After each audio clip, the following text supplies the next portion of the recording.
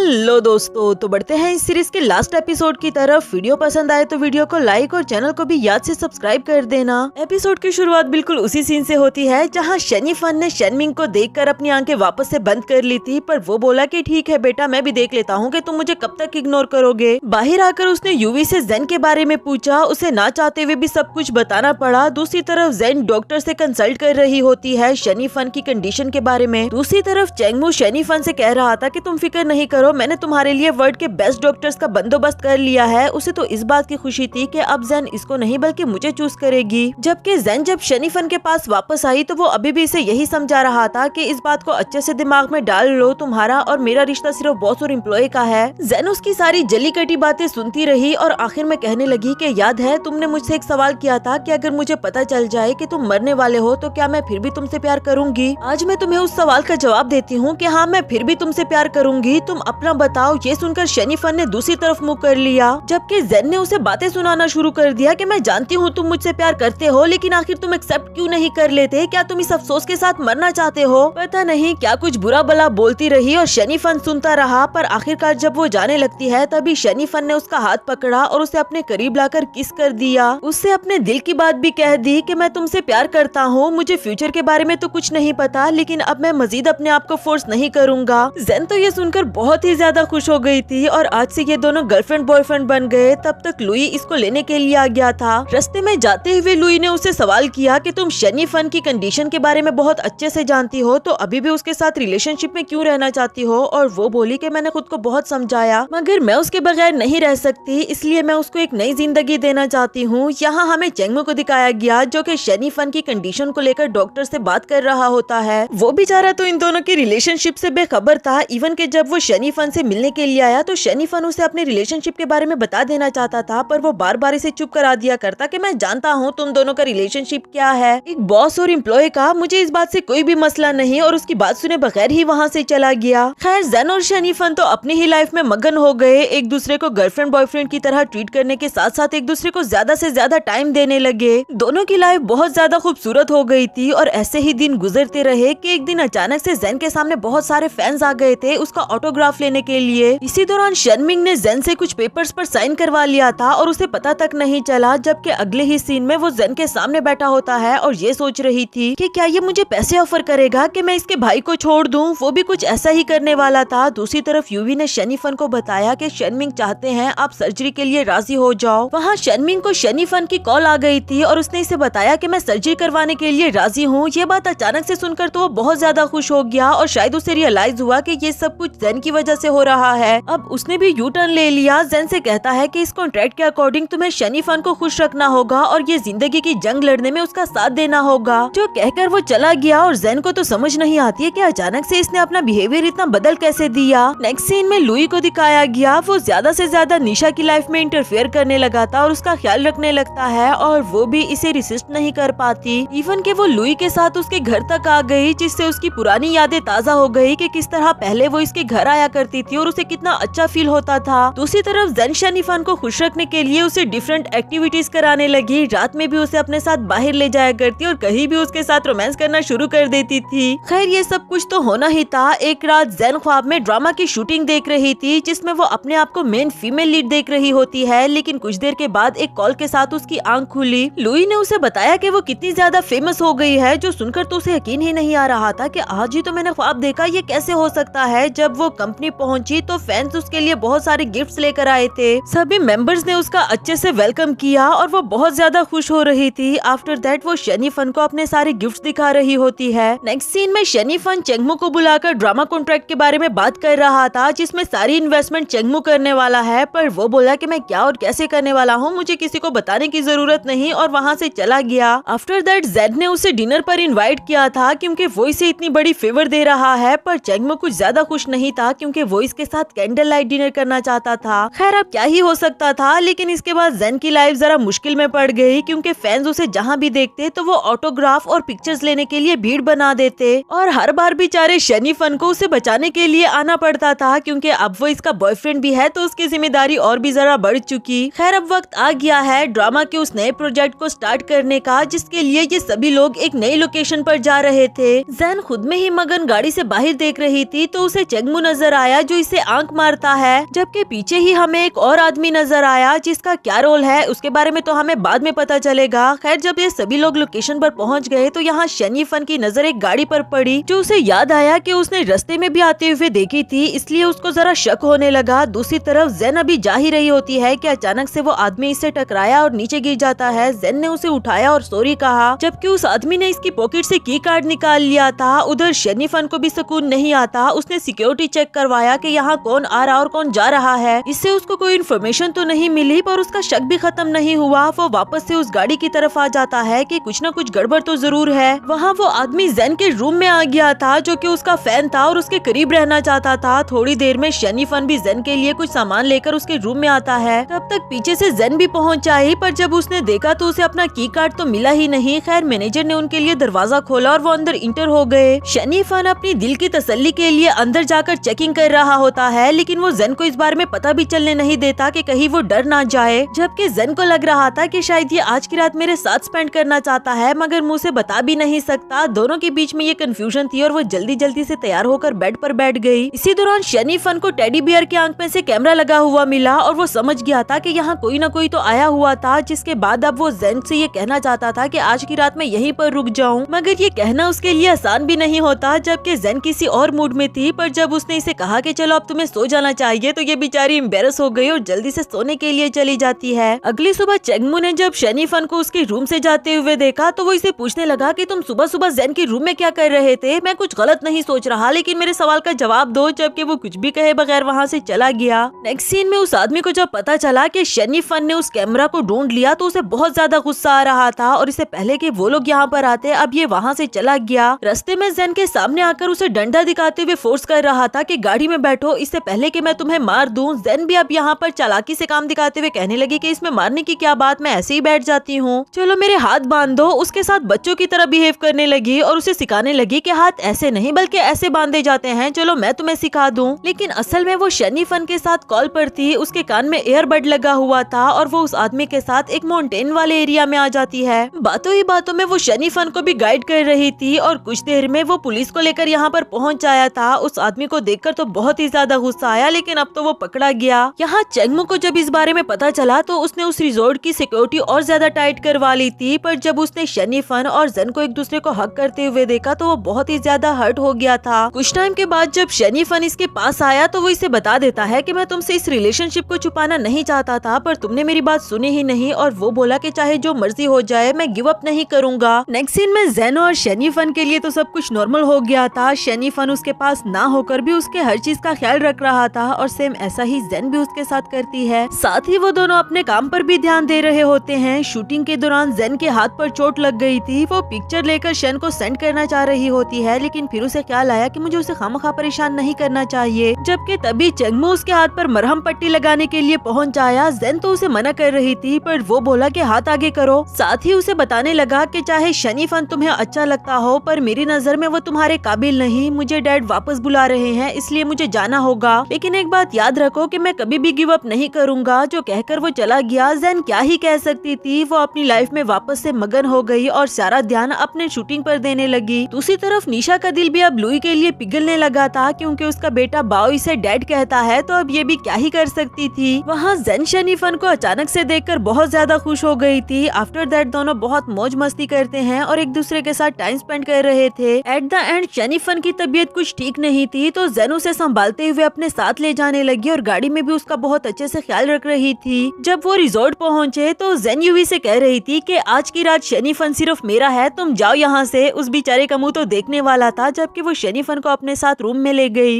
इसके बाद दोनों के बीच में हल्का फुल्का सा रोमांस होता है। जेन इसे ज्यादा बढ़ने नहीं देती क्योंकि वो शनी फन की कंडीशन को बहुत अच्छे से जानती थी। अगली सुबह जब जेन उठी तो उसने देखा कि टेबल पर नाश्ता बना हुआ पड़ा है, पर शनी फन उसके लिए एक छोटा सा नोट रख कर वहाँ से जा चुका था। नेक्स्ट सीन शूटिंग सेट का दिखाया गया जहाँ आज एक नए कैरेक्टर मिस्टर चेंग की एंट्री हुई। जेन को वो कुछ अजीब सा लग रहा था क्योंकि बार बार वो अपने कप में से कुछ पी रहा होता है। आफ्टर दैट शूटिंग के दौरान जब उसके लाइंस कहने की बारी आती तो वो भूल जाया करता और बार बार वो जेन पर इल्जाम लगा रहा था कि तुम्हारी वजह से मुझे भी मेरी लाइन भूल जाती है। जेन को समझ नहीं आती कि वो ऐसा क्यों कर रहा है। एक बार तो उसने मिस्टर चेंग से पूछने की भी कोशिश की कि आप ठीक हो ना, उल्टा उसने इसे ही डांट दिया। इस बारे में जब चेंगमू को पता चला तो उसे बहुत ज्यादा गुस्सा आ रहा था था और इस बात पर तो और भी ज्यादा आ रहा था कि शनि फन ने अभी तक कोई स्टेप क्यों नहीं उठाया, जबकि शनि फन यूवी से कह रहा था कि अब ज़ेन को खुद ही अपने लिए स्टेप्स उठाने होंगे क्योंकि हमेशा कोई उसके लिए खड़ा नहीं रह सकता। खैर नेक्स्ट डे की शूटिंग में ज़ेन का सीन दोबारा से मिस्टर चेंग के साथ होने वाला था और ये फाइटिंग सीन बहुत अच्छे से गुजरा, लेकिन इसके बाद अचानक से ही मिस्टर चेंग बेहोश हो गए थे और सोशल मीडिया पर ये बात बहुत ज्यादा फैल गई। सभी लोग ज़ेन को दोष दे रहे होते हैं कि ये इसकी गलती थी। दूसरी तरफ शनि फन की तबीयत भी बहुत ज्यादा बिगड़ गई थी, पर जब उसे इस सीन के बारे में पता चला तो वो अपनी परवाह किए बगैर इस हालात को संभालने लगा और ज़ेन से कहता है कि तुम फिक्र नहीं करो, ये कोई बड़ी बात नहीं। रिपोर्टर्स भी जब ज़ेन से इस बारे में सवाल कर रहे थे तो वो बहुत कॉन्फिडेंट होकर जवाब देती है और उन सबका मुंह बंद कर दिया, जबकि बाद में लुई उसे समझा रहा था कि इस बारे में तुम्हें किसी को भी कुछ रिस्पॉन्ड नहीं करना। ज़ेन को काफी ज्यादा गुस्सा आ रहा था कि ऐसे कैसे, जब मेरी कोई गलती ही नहीं थी।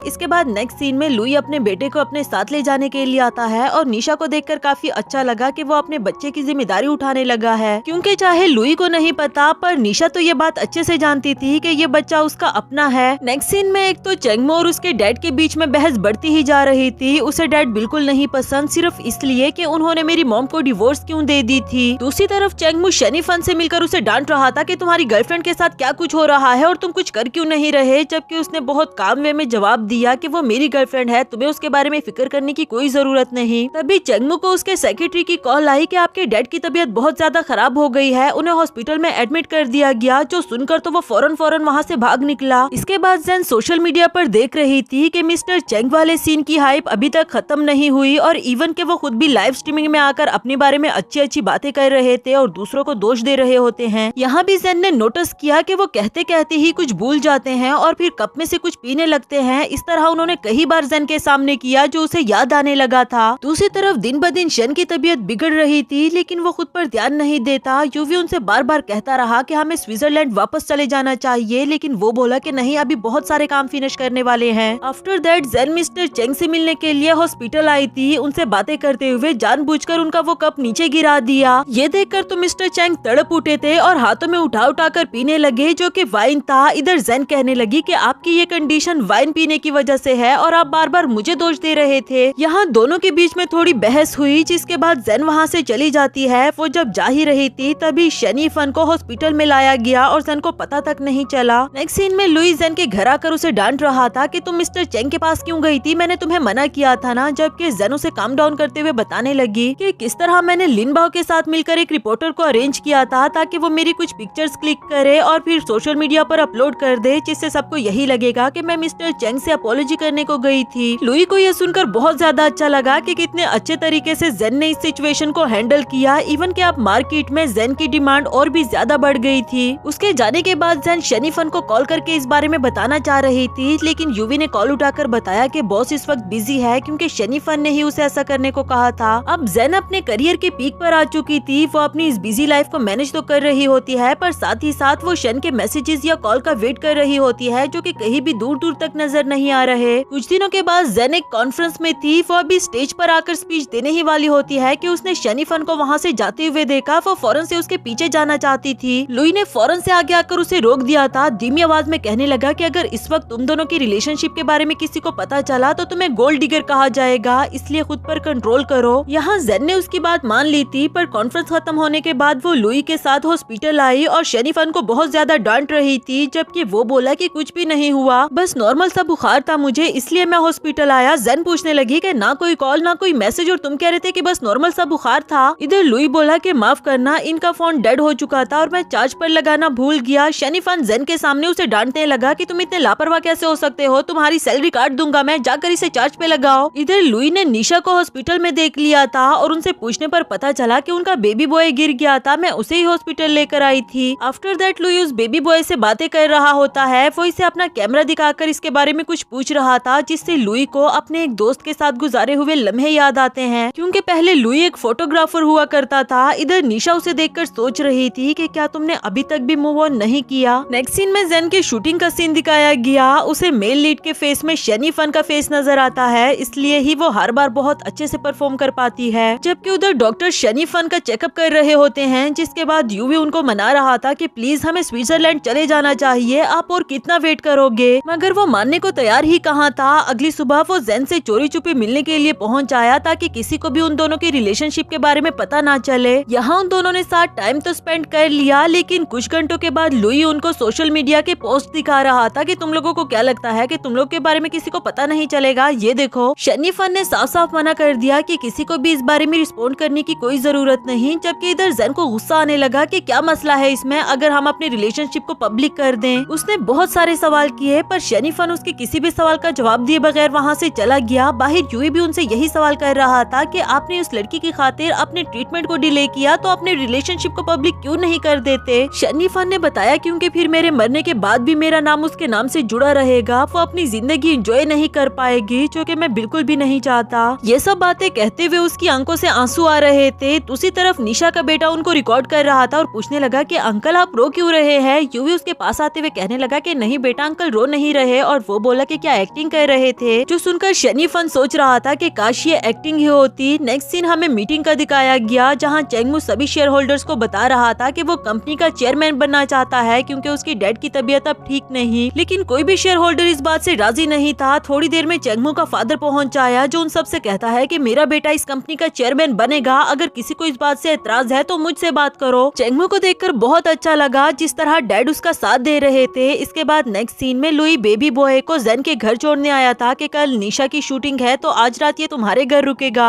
जबकि जेन उसे पकड़कर अपने घर के अंदर ले आई कि पहले तो तुम मुझे ये बताओ कि तुम मेरे एजेंट हो या फिर किसी सीक्रेट मिशन पर हो, तुम्हारा निशा के साथ क्या चल रहा है, और अगर तुम इतने अच्छे फोटोग्राफर रहे हो तो तुमने छोड़ क्यों दी। बेबी बॉय ने भी यही सवाल किया। नेक्स्ट सीन में वो काफी सैड होकर ड्रिंक कर रहा था और फ्लैशबैक के सीन से हमें दिखाया गया कि वो अपने एक दोस्त के साथ पहाड़ों में जाकर फोटोग्राफी कर रहा था, जिस दौरान उसके दोस्त का पैर स्लिप हो गया और वो नीचे गिर जाता है। उस लड़के की डेथ होने के बाद उसकी मॉम इसे दोष देती रही कि तुम्हारी वजह से मेरा बेटा मरा है, और इसने भी अपना करियर छोड़ दिया। अगली सुबह शनी फन ने जेन को मनाने के लिए एक जगह पर इनवाइट कर दिया था। जेन भी उसके कहने पर वहाँ पर पहुँच आई जहाँ शनी फन इसके नखरे उठा रहा होता है, तरह तरह की एक्टिविटीज कर रहा था ताकि जेन मान जाए। आखिरकार जेन मान गई थी क्योंकि वो शनी फन से कितना ही नाराज रह सकती है, और वो ये बात भी अच्छे से जानती है कि उसकी तबीयत ठीक नहीं रहती। कुछ देर के बाद शनी फन वॉशरूम चला जाता है और यूवी भी उस बेबी बॉय को वापस लाकर शनी फन को देखने के लिए चला गया। वो बेबी बॉय जेन को दिखाने लगा कि देखिए आंटी मैंने कितनी प्यारी प्यारी पिक्चर्स क्लिक की, और इसी दौरान जेन ने उस कैमरा में शनी फन की वीडियो देख ली जो देखकर उसकी आंखों से आंसू आने लगे। अब वो समझ गई थी कि शनी फन हमारी रिलेशनशिप को पब्लिक क्यों नहीं करना चाहता। तब तक शनी फन वापस आ चुका था जो इसे पूछने लगा कि क्या हुआ तुम रो रही हो, और वो बात बदलते हुए बोली कि नहीं नहीं स्मोक की वजह से आंखों से आंसू आने लगे थे। इसके बाद वो शनी फन के साथ बहुत अच्छे से बिहेव करती है ताकि वो खुश रहे। इसी दौरान यूवी उनके पास कुछ पिक्चर्स लाते हुए कहता है कि आपको सीक्रेटली किसी ने फोटोग्राफ किया। इन दोनों के बारे में रूमर्स अब काफी ज्यादा फैल चुके थे, जबकि जेन कहने लगी कि कोई बात नहीं हम अभी भी इसको डिनाई कर सकते हैं। इसके बाद दोनों ने सोशल मीडिया पर एक पोस्ट अपलोड की कि हम दोनों सिर्फ दोस्त हैं, इससे ज्यादा और कुछ भी नहीं। नेक्स्ट सीन में चेंगमू के डैड को दिखाया गया जो बहुत ज्यादा तोड़फोड़ कर रहे थे। तभी उनके पास चेंगमू आता है जो अपने डैड से अच्छे से बिहेव नहीं कर रहा था। चाहे वो अपने डैड को पसंद नहीं करता, लेकिन उनके पीठ पीछे डॉक्टर से कह रहा था कि चाहे जो मर्जी हो जाए मेरे डैड ने आपको ट्रीटमेंट रोकने के लिए कहा है, लेकिन ये ट्रीटमेंट रुकना नहीं चाहिए, वो हर हाल में ठीक होने चाहिए। इसके बाद उसका आमना सामना शनी फन के साथ हुआ जिसे वो धक्का मारते हुए जाने लगा था और ये बोला कि ये क्या बदतमीजी थी, मगर चेंगमू उससे लड़ते हुए कहने लगा कि तुम किस तरह के इंसान हो, अगर तुम सच में जेन से प्यार करते हो तो रिलेशनशिप को पब्लिक क्यों नहीं कर देते। उसे बहुत सारी बातें सुनाकर वहाँ से चला गया। शनी फन ने यूवी को खामोश रहने के लिए कहा कि मेरा यहाँ पर सिर्फ एक ही दिन बचा है, मैं किसी को कोई भी एक्सप्लेनेशन नहीं देना चाहता। दूसरी तरफ जेन कल के डेट के लिए कुछ प्रिपरेशन कर रही थी कि हमें क्या कुछ करना चाहिए। अगली सुबह शनी फन काफी खुश था क्योंकि वो जेन के साथ डेट पर जाने वाला है। तभी जेन आगे आते हुए कहने लगी कि शनी फन तुम्हें मैंने कितनी दफा कहा है कि अपनी वेडिंग रिंग को इधर उधर मत छोड़ दिया करो। शनी फन को तो सुनकर कुछ समझ नहीं आई। तभी यूवी ने उसे जेन का लिखा हुआ एक पेपर पकड़ाया जिसे पता चला कि आज के दिन वो दोनों हस्बैंड वाइफ की तरह बिहेव करने वाले हैं और एक ही दिन में पूरी जिंदगी गुजार देंगे। शनी फन भी फौरन से कैरेक्टर में आ गया था और अब से इन दोनों की डेट स्टार्ट हो गई। इसके बाद वो दोनों पेरेंट्स टीचर मीटिंग पर जाते हैं। अपने दूसरे बच्चे को जन्म दिया और फिर 4 लोगों की जिंदगी खुशी खुशी से गुजार रहे थे। वक्त के साथ साथ बच्चे बड़े हो गए, उनकी एजुकेशन कंप्लीट हो गई और फिर उनकी शादी करा दी गई, जिसके बाद जेन और शनी फन अब साथ रहने लगे। इस दौरान उन दोनों ने बहुत सारी इमोशनल बातें की। शनी फन उसे पूछने लगा कि अब तुम्हारा कोई रिग्रेट तो नहीं रहा ना, जबकि इधर यूवी और लुई उन दोनों का वेट कर रहे थे। जाते जाते शनी फन ने उससे वादा लिया कि मेरी वजह वजह से तुम अपने करियर पर कभी भी कम्प्रोमाइज नहीं करोगी, क्योंकि ये हम दोनों का ड्रीम था। जेन ने भी उससे एक वादा लिया कि तुम गिव अप नहीं करोगे और स्विट्जरलैंड से वापस जरूर आओगे, जिसके बाद दोनों ही ऑपोजिट डायरेक्शन में चलने लगे। लुई जेन को गाड़ी में बिठाकर उसे पूछ रहा था कि क्या तुम उसे एयरपोर्ट तक ड्रॉप नहीं करोगी, और ये बोली कि क्या मेरे ड्रॉप करने से वो वापस आ जाएगा। नेक्स्ट सीन में चेंगमो को दिखाया गया, वो अपने पेरेंट्स की लड़ाइयों के बारे में सोच रहा था कि किस तरह वो दोनों हमेशा लड़ते रहते थे और एक दिन मॉम मुझे छोड़कर यहाँ से चली गई। दूसरी तरफ लुई उस स्टूडियो रूम में वापस जाना चाह रहा था जो कि उसने अपने दोस्त के साथ मिलकर बनाया था। तब तक निशा अपने बच्चे को लेकर उसके घर पहुँच आई थी। अपने बच्चे को अच्छे से समझा दिया था कि तुम्हें डैड से रिक्वेस्ट करनी होगी कि मुझे पिक्चर्स क्लिक करना सिखाओ। बेबी बॉय भी अपनी मॉम के कहने पर बिल्कुल वैसा ही करने लगा और डैड से रिक्वेस्ट करता है कि प्लीज मुझे पिक्चर्स क्लिक करना सिखाओ। नेक्स्ट सीन में लुई अपने उस दोस्त की मॉम के पास कुछ गिफ्ट्स लेकर आया था, लेकिन वो अभी भी इसे माफ नहीं करती और इसे देखकर डांटने लगी कि तुम्हें क्या लगता है तुम बार बार यहाँ आओगे तो मैं तुम्हें माफ कर दूंगी। वो बेचारा खामोशी से सुनता रहा और आखिरकार वो कहने लगी कि कल को कुछ और सामान भी अरेंज करना है, इसलिए टाइम से आ जाना, यानी कि उन्होंने लुई को माफ कर दिया था।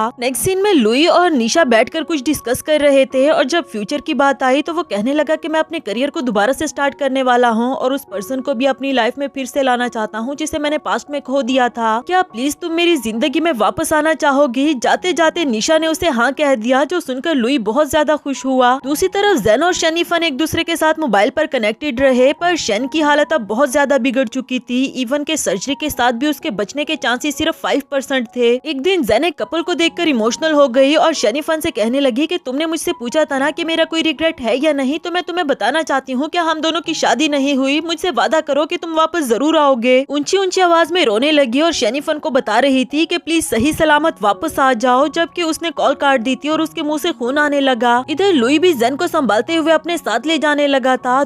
दूसरी तरफ चेंगमो के डैड की डेथ हो गई थी। सभी शेयर होल्डर्स रोने का नाटक तो कर रहे होते हैं, पर चेंगमो अच्छे से जानता था कि इनमें कोई भी मेरे डैड का सगा नहीं। खुद के इमोशंस को काबू में रखते हुए उसने अपने डैड की पोजीशन होल्ड कर ली थी और सभी शेयर होल्डर्स को भी इसके बारे में बता देता है ताकि कोई भी उनके डैड के ना होने का फायदा ना उठा सके। कुछ दिनों के बाद उसे अपने डैड का एक लेटर मिला जिसमें उन्होंने लिखा था कि बेटा, मैं बहुत टाइम से तुम्हें एक बात बताना चाहता हूँ। मैं तुम्हारी मॉम को कभी भी नहीं छोड़ना चाहता था, पर उसे छोड़ना मेरी मजबूरी बन गई थी क्योंकि वो अल्कोहल एडिक्टेड थी। फ्लैशबैक के सीन से हम देखते हैं कि चेंगमो की मॉम ने ड्रंक होकर उसको मारने की भी कोशिश की थी, लेकिन उसके डैड ने टाइम पर आकर उसे बचा लिया था। उन्होंने चेंगमो को भी उसकी मॉम के साथ इसीलिए ही जाने नहीं दिया था ताकि वो सेफ रह सके। अब ये सब कुछ देखकर चेंगमो बहुत ज्यादा इमोशनल हो गया था और वो कहता है कि काश ये लेटर मुझे कुछ दिनों पहले मिल जाता। तब तक जेन भी उससे वहाँ मिलने के लिए आई थी, जिसे देखकर चेंगमो ने उसे हक कर दिया और उसे कह रहा होता है कि मैं बहुत बुरा इंसान हूँ, मैंने अपने डैड को इतना गलत समझा। नेक्स्ट सीन में शनी फन ने अपनी लॉयर को बुलाकर अपनी आधी प्रॉपर्टी अपने भाई शनमिंग के नाम कर दी थी, आधी जेन के नाम, और उसमें से कुछ % यूवी को दे दिया था। वो अपनी मजीद ट्रीटमेंट भी नहीं करवाना चाहता क्योंकि वो जानता था कि बचने के कोई चांसेस तो है नहीं। इस पर उसका भाई उससे बहुत नाराज हो गया था कि मैं तुम्हें कभी भी माफ नहीं करूंगा, और वहाँ से चला गया। नेक्स्ट सीन में कई सारे दिन गुजर चुके थे। जेन शनी फन को मैसेजेस करती है लेकिन उसे कोई भी जवाब नहीं मिलता और अब वो बहुत परेशान होने लगी। साथ ही साथ वो अपने काम पर भी फोकस कर रही थी। शूटिंग के दौरान एक डेथ वाला सीन था जिसमें मेल लीड और फीमेल लीड दोनों को एक साथ मरना था। यहाँ पे उसे मेल लीड में शनी फन नजर आ रहा था और बहुत इमोशनल होकर इस सीन को परफॉर्म करती है, लेकिन एट द एंड वो बेहोश हो गई थी। आफ्टर दैट वो ख्वाब देख रही थी जिसमें वो बूढ़ी होती है और शनी फन उसके पास आते हुए कहने लगा कि चेंगमो ने सारी जिंदगी तुम्हारा वेट किया, अब तुम्हें उसका हो जाना चाहिए क्योंकि मैं कभी भी वापस नहीं आऊंगा। इसी के साथ जेन की आंख खुली और वो शनी फन को एक आखिरी मैसेज करते हुए कहने लगी कि अगर तुम वापस नहीं आए तो मैं तुम्हें कभी भी माफ नहीं करूंगी। बाहर लुई और लिनबाओ दोनों खड़े इसका वेट कर रहे थे। वो दरवाजा खोलकर रूम में इंटर होने ही वाले होते हैं कि तब तक जेन बाहर आ चुकी थी। वो बिल्कुल नॉर्मल लग रही होती है, जैसे कुछ भी नहीं हुआ, और आज के बाद उसकी जिंदगी बदल गई थी। वो किसी चीज के बारे में कोई बात नहीं करती और सिर्फ अपने करियर पर ही फोकस करती है। ना ही ऐसा लगता है कि वो किसी बात की वजह से परेशान है। निशा ने भी उसको इतना बदला हुआ देखकर लुई से इस बारे में सवाल किया तो वो बोला कि ये शनी फन की लाइफ को फॉलो करने लगी है ताकि इसका कोई भी टाइम वेस्ट ना हो। जेन शनिफन को मिस तो जरूर करती थी, लेकिन वो इस बारे में किसी को पता लगने नहीं देना चाहती। और आफ्टर दैट उसने नोटिस किया कि जो शनिफन उसके लिए करना चाहता था वो सब कुछ खुद ब खुद हो रहा है। जैसे कि उसे नया घर लेना था क्योंकि उसकी लैंड लेडी उसको निकाल रही थी, तो लुई ने उसको वही घर दिलाया जो कि शनिफन उसे दिलाना चाहता था। इस बात पर जेन लुई से गुस्सा हो गई कि बताओ शनिफन कहाँ है, वही कर रहा है ना ये सब। आखिरकार लुई ने उसे बता दिया कि जाते जाते शनिफन ने मुझे एक अमाउंट दी थी कि जब तुम्हें जरूरत पड़े तो मैं ये अमाउंट तुम पर इन्वेस्ट करूं। उसी तरफ चेंगमू एक बिजनेस ऑफर के साथ जेन के पास आता है। उसे बता रहा था कि हमारा नया प्रोजेक्ट ये वाला नॉवल होने वाला है और मैं तुमसे इस नॉवल का कॉपीराइट लेने के लिए आया हूँ। ये सुनकर जेन हैरान हो गई कि तुम्हें कैसे पता चला कि ये बुक मैंने लिखी, जिस पर उसने शनिफन का एक लेटर पकड़ाया। फ्लैशबैक के सीन से हम देखते हैं कि जाते जाते उसने चेंगमू को ये लेटर दिया था कि वो एक बहुत अच्छा नॉवल लिख रही है, तुम्हें उस बारे में सोचना चाहिए। सिर्फ यही नहीं बल्कि जाने से पहले शनिफन ने सबको एक लेटर पकड़ा दिया था कि जेन को क्या पसंद है और आपको उसे कैसे डील करना चाहिए। जेन ये सब कुछ देखकर बहुत ज्यादा इमोशनल हो गई थी। आखिरकार वो भागते हुए अपने घर आती है और अपने लिए भी लेटर ढूंढ रही थी कि यकीनन वो मेरे लिए भी कुछ छोड़ कर गया होगा, लेकिन जेन के लिए उसने कोई भी लेटर नहीं छोड़ा। इस बात पर वो और भी ज्यादा इमोशनल हो गई थी। तभी उसे वो पिक्चर नजर आई जो बचपन में उसका दोस्त हुआ करता था और जेन ने ही ये पिक्चर क्लिक की थी। अब वो समझ गई कि शनिफन ही मेरा वो बचपन का दोस्त है। जिसके बाद तो वो और भी ज्यादा इमोशनल हो गई थी और पब्लिक में बैठकर रोने लगी। इवन के अपना मास्क हटाकर सबको बता देती है कि मैं ही फेमस एक्ट्रेस जेन हूँ और ऊंची आवाज में रोते हुए कह रही थी कि शनिफन मैं मुश्किल में हूँ, मुझे बचाने के लिए आओ, तुम कहाँ हो। उसके कहने की देर थी और शनिफन दौड़ता हुआ उसे बचाने के लिए आ गया। उसे उठाते हुए वहाँ से ले जाता है। उसको देखकर जेन बहुत ज्यादा खुश थी और आफ्टर दैट तो उन दोनों का सारा टाइम एक साथ गुजरने लगा, दिन रात एक साथ होना, मौज मस्ती करना। इसके बाद एक रेड कारपेट फेस्टिवल का सीन दिखाया गया जहाँ निशा लुई के साथ आकर उसे कह रही थी कि क्या तुम हमारे बच्चे का रियल फादर बनकर सबके सामने आने के लिए तैयार हो। वो बोला कि मैं तो सालों पहले ही तैयार हो चुका था। इसके बाद जेन चेंगमू के साथ आती है और चेंगमू उसका हाथ पकड़कर उसे अपने साथ लाना चाह रहा था, पर तब तक शनिफन बोला कि तुम फिक्र नहीं करो, ये काम मैं खुद कर सकता हूँ और जेन के साथ चलने लगा। आफ्टर दैट जेन को निशा के हाथों एक अवार्ड मिला जिसकी उसे हमेशा से ख्वाहिश थी, लेकिन वो इस अवार्ड का क्रेडिट सिर्फ खुद को नहीं बल्कि अपनी पूरी टीम को दे रही थी। इसके बाद वो शनिफन को क्रेडिट देती है कि हमारी किस्मत तो बचपन से ही एक दूसरे के साथ जुड़ गई थी। अपने रिलेशनशिप को भी पब्लिक कर दिया। जो लम्हे इन दोनों ने साथ गुजारे वो सबके सामने बता रही थी और कहती है कि शनिफन काश आज तुम भी यहाँ पर होते। फ्लैशबैक के सीन से हम देखते हैं कि इससे पहले जेन ने शनिफन के साथ जो लम्हे गुजारे वो सिर्फ उसकी इमेजिनेशन थी और शनिफन उसके साथ नहीं था, लेकिन यहाँ स्पीच के दौरान उसने अपने सामने ही शनिफन को खड़े हुए देखा जिससे तो उसको यकीन ही नहीं आ रहा था। फ्लैशबैक के सीन से हम देखते हैं कि शनिफन ने तो ट्रीटमेंट कराने से मना कर दिया था, जिसके बाद वो बेहोश हो गया और फिर उसके भाई ने उसकी सर्जरी स्टार्ट करवा दी। लकीली उसे हार्ट डोनर मिल गया था और उसकी सर्जरी भी सक्सेसफुल रही। ये तो किसी के लिए भी यकीन करने वाली बात नहीं थी। कुछ महीने उसे रिकवर होने में लगे और फिर वो चाइना वापस जाना चाह रहा था। इस बार तो उसके भाई ने भी उसे नहीं रोका और बताया कि जाओ अपनी जेन के पास। तो अब फाइनली वो अपनी जेन के पास वापस आ चुका। दोनों को ही एक दूसरे को देखकर यकीन नहीं आ रहा था। इसी के साथ हमारी ये वाली सीरीज भी खत्म हुई। आप लोगों को ये सीरीज कैसी लगी मुझे कमेंट करके जरूर बताना।